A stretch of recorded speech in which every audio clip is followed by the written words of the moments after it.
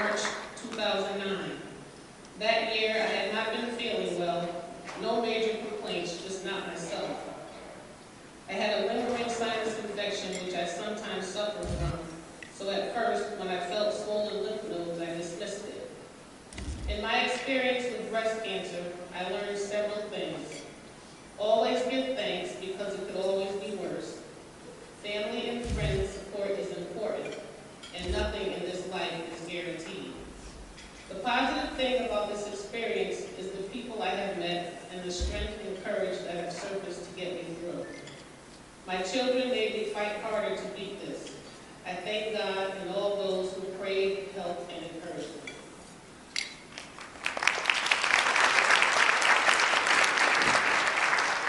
I want to thank everyone for coming out and supporting us in our struggle and success story.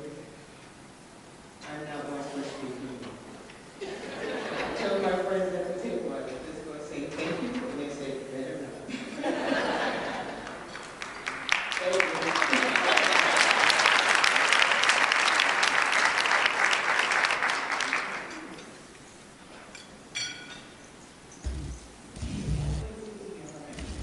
Shireen Sheeby Hamilton.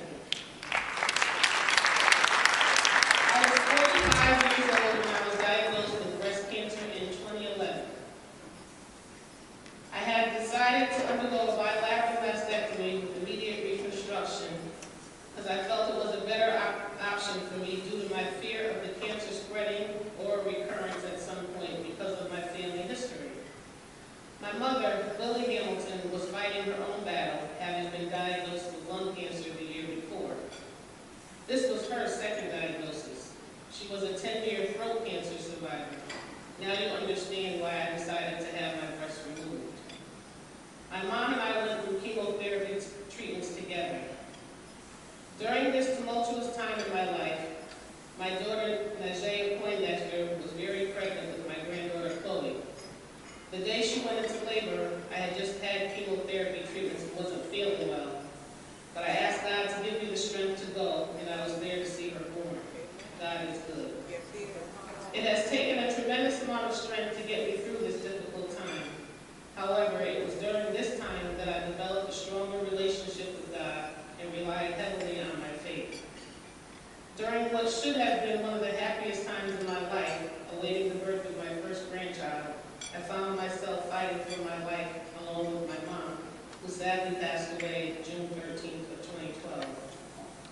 Life isn't perfect, but I'm here and alive today to tell my story.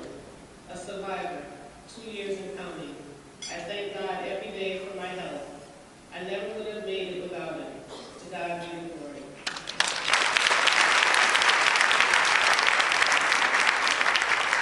Well, I told Nikki I was only going to get up here and say thank you, everyone. So, thank you.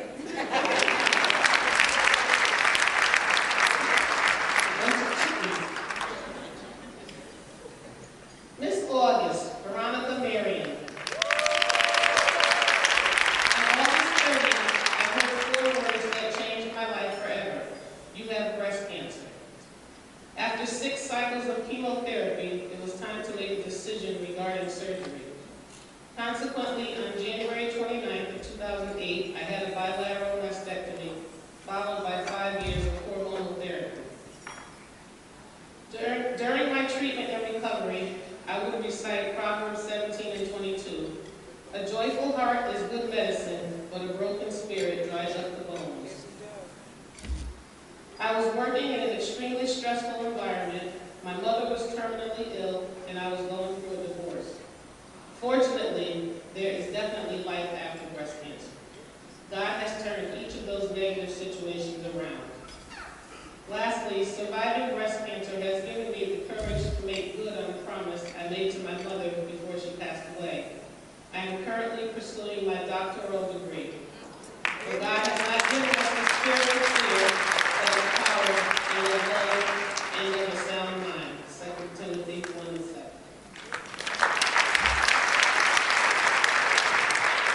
Hello, everyone. So opposite of my team, I am not one of a few words.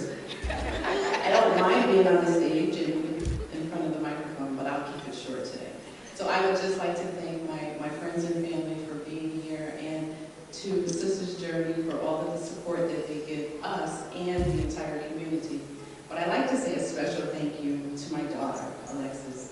because she has been by my side the entire time. And I know it wasn't easy to see her mom going through this when she had just helped my sister and I take care of her grandmother. So Alexis, you don't have to worry about mommy anymore. You can finish, because she stopped going to school. She stopped her college education. So you can finish going to college. Mommy is okay.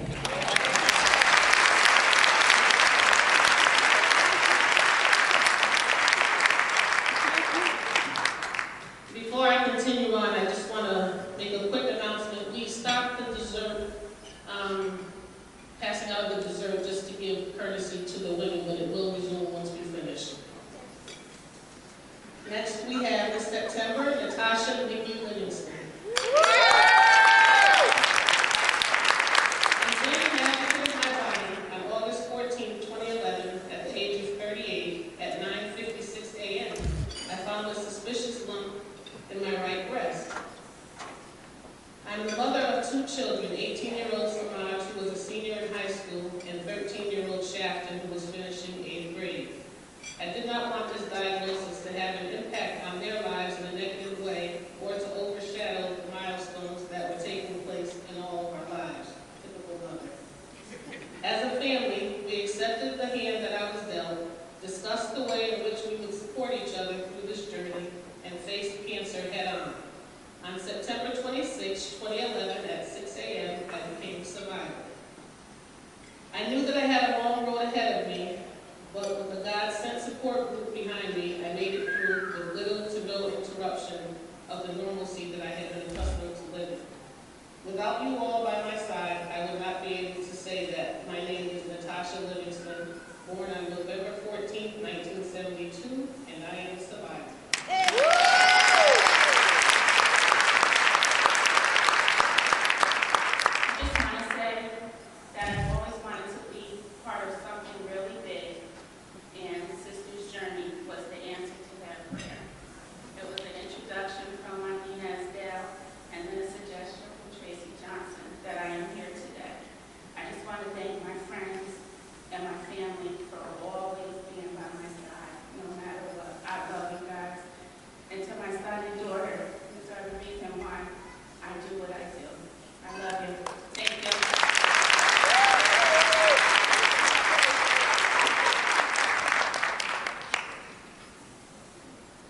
This October, Donna Delaney.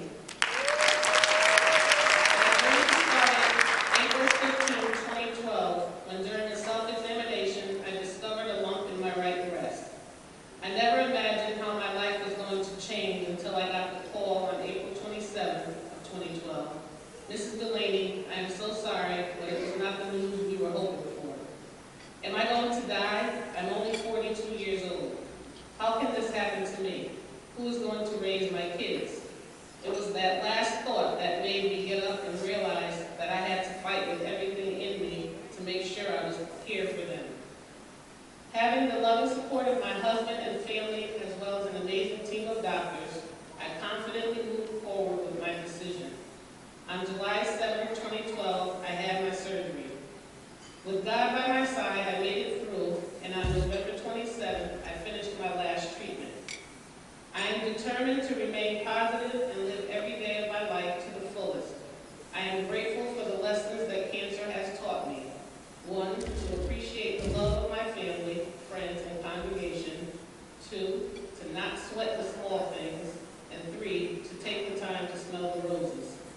Philippians 4:13, for all things I have strength by virtue of him who imparts power to me.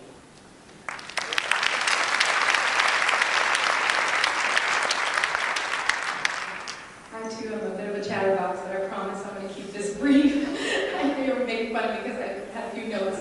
But I just first and foremost, I want to thank the Sisters Journey organization, my beautiful cousin, Linda McLaughlin, who helped me to get this honor, Jacqueline and Dawn, and my beautiful sisters here that join me in this journey. It's just such an honor to be here, and I just want to take just a moment to thank some of the people in my life who've just been my support system that are here with me today. My husband, Courtney. 15 years ago, we promised to love each other for forever, plus